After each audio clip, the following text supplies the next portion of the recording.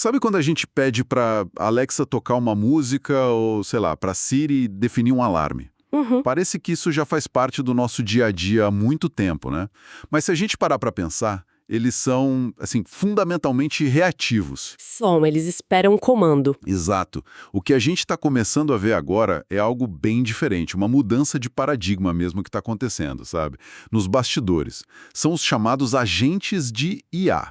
E é para mergulhar fundo nesse universo que a gente está aqui hoje. Nosso objetivo é ir muito além dos assistentes de voz. Vamos tentar desvendar como esses sistemas autônomos realmente funcionam, Certo. os diferentes níveis de inteligência que eles podem ter e como já estão, agora mesmo, automatizando processos e tomando decisões que antes eram exclusivamente humanas. A base da nossa conversa é um material bem rico que explora isso de uma forma muito prática. Sim, e eu acho que o ponto central que a gente precisa frisar desde o início é a palavra autonomia. Boa. Não estamos falando de automação simples, que segue um roteiro fixo, tipo um robô de fábrica.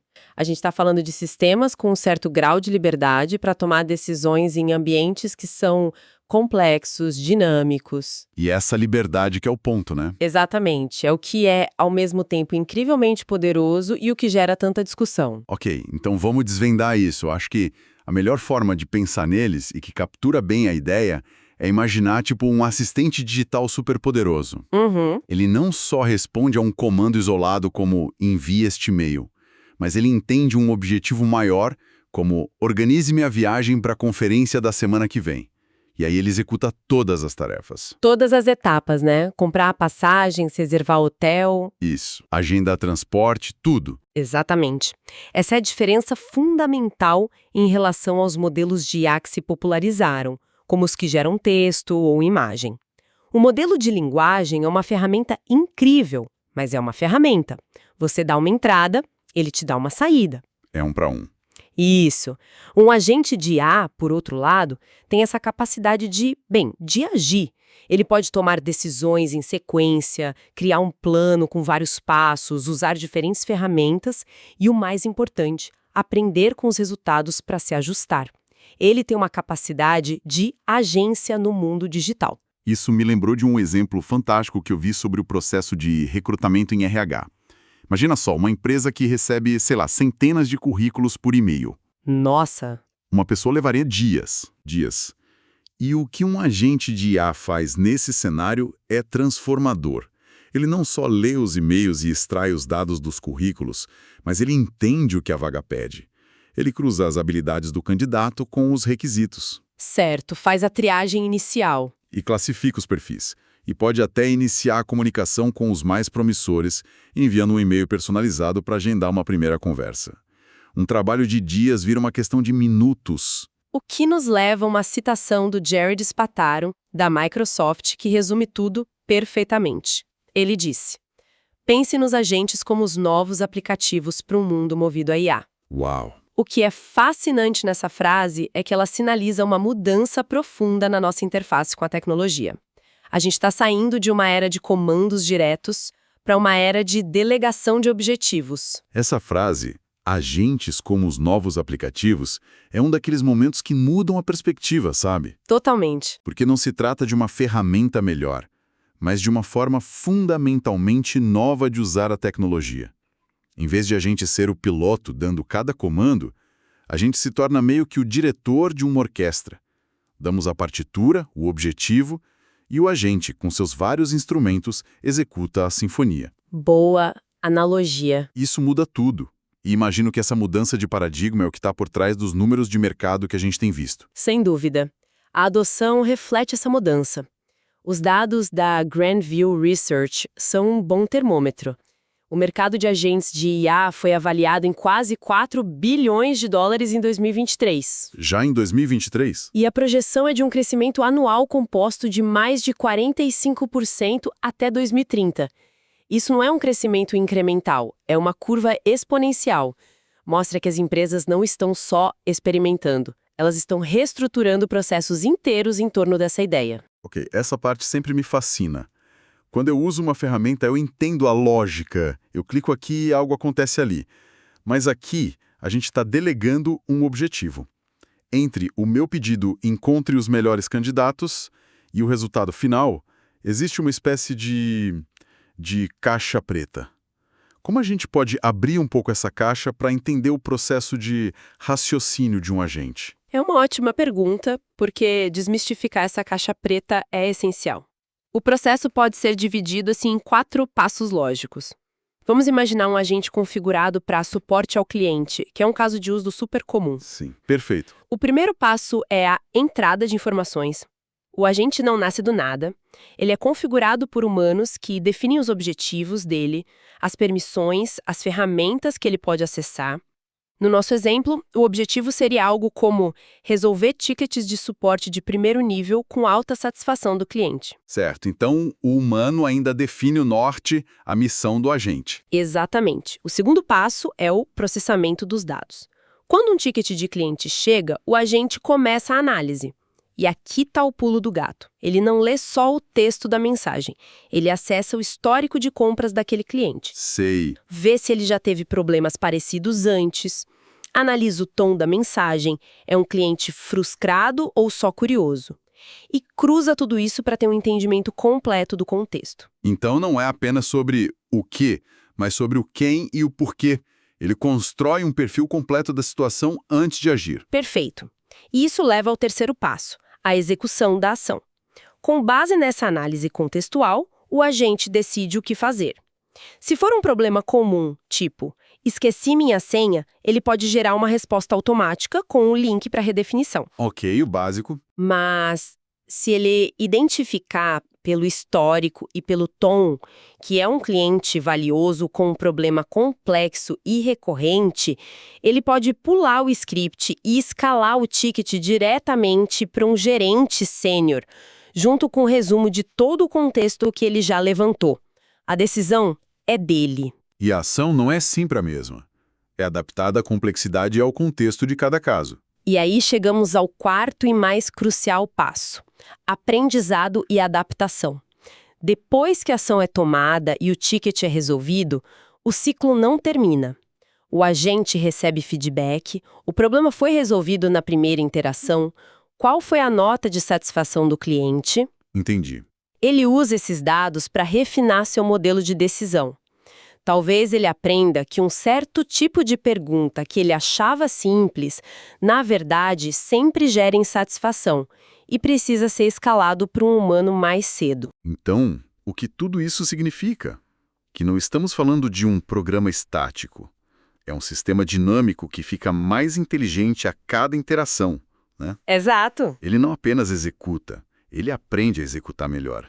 É um ciclo de feedback constante que o aprimora. É quase como um estagiário que, com o tempo, se torna um especialista. Exato. Esse ciclo de feedback é o motor da evolução. Mas assim, o motor pode ser um V8 super potente ou um motorzinho de cortador de grama, dependendo da complexidade da tarefa. Nem todo agente precisa desse nível de aprendizado para ser útil, certo? Imagino que existam diferentes níveis de autonomia. Exato. E é aí que a coisa fica interessante. Não é uma tecnologia única, mas um espectro de capacidades. O material que a gente analisou divide os agentes em 4 tipos principais. E essa classificação ajuda muito a entender o que cada um é capaz de fazer. O primeiro e mais simples é o agente de reflexo simples. O nome já diz tudo. Ele reage a estímulos imediatos com base em regras pré-definidas de ser então. Ele não tem memória, não tem noção do passado, ele só vê o que está acontecendo agora. É o tipo de automação mais básica que a gente conhece. Um termostato que liga o aquecimento quando a temperatura cai abaixo de 20 graus. Simples assim. A condição temperatura abaixo de 20 é atendida, a ação ligar aquecimento é executada. Fim da história. Ou um chatbot que, ao detectar a palavra devolução, imediatamente envia o link para a política de devoluções. É uma reação direta, sem nuances. Subindo um degrau na escada da complexidade, temos o agente de reflexo baseado em modelos. A grande diferença aqui é que ele tem uma memória, um modelo interno de como o mundo funciona, ele usa informações do passado para interpretar o que está acontecendo agora e tomar uma decisão mais informada. Um robô aspirador de pó é o exemplo perfeito disso, né? É um ótimo exemplo. Ele não reage só a uma parede na sua frente. Ele constrói um mapa mental da sala enquanto se move. Ele sabe onde já limpou, onde estamos móveis e usa esse modelo para planejar uma rota eficiente, em vez de ficar batendo aleatoriamente nas coisas. Ele tem um contexto, uma memória do ambiente. O terceiro tipo são os agentes baseados em metas. Aqui a sofisticação aumenta consideravelmente. Eles não apenas reagem ou seguem o modelo do presente. Eles planejam o futuro. Eles recebem um objetivo e avaliam diferentes sequências de ações para encontrar a melhor maneira de atingir essa meta. O GPS do nosso celular é o exemplo clássico. A meta é chegar ao destino pelo caminho mais rápido. O agente então analisa dezenas de rotas possíveis, considerando o trânsito em tempo real, obras na pista, semáforos. Todas as variáveis. E calcula a sequência ótima de ações, virar à direita, seguir em frente, etc., para cumprir o objetivo. Ele está constantemente planejando e replanejando. Por fim, no topo da pirâmide, temos os agentes de aprendizagem. Eles são os mais avançados porque não só planejam, como também melhoram ativamente seu próprio desempenho ao longo do tempo. Eles aprendem com o sucesso e o fracasso de suas ações e ajustam suas estratégias futuras. É aqui que entra o ciclo de feedback na sua forma mais potente. Justamente, é aqui que entra aquele ciclo de feedback que mencionamos em sua forma mais poderosa. E esses são os que mais impactam nosso dia a dia, muitas vezes sem a gente nem perceber. O sistema de recomendação da Netflix ou da Amazon, ele não tem uma meta vaga como mostrar filmes. A meta é manter a pessoa engajada e satisfeita. Isso. Para isso, ele aprende com tudo que a gente faz. O que assistimos até o fim, o que abandonamos em 5 minutos, o que adicionamos à lista. Cada clique é um dado que refina o modelo sobre nossas preferências, tornando as futuras recomendações cada vez mais precisas. E o que é interessante é como essas categorias se misturam.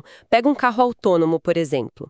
Onde ele se encaixa? Boa pergunta. Ele tem componentes de reflexo simples, como frear imediatamente se um pedestre cruza a rua. Ele tem um modelo complexo do mundo ao seu redor, com mapas e sensores. Ele é baseado em metas, com o objetivo de ir do ponto A ao B. E, crucialmente, ele é um agente de aprendizagem, com a frota inteira aprendendo com as experiências de cada carro individual.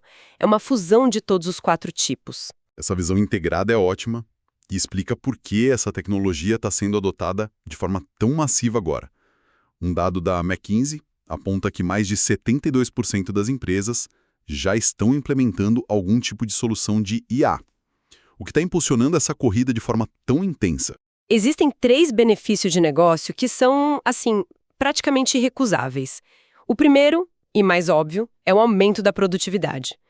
Tarefas repetitivas, demoradas, que consomem muita atenção. Analisar planilhas, triar e-mails. Isso, preencher relatórios, tudo isso pode ser delegado.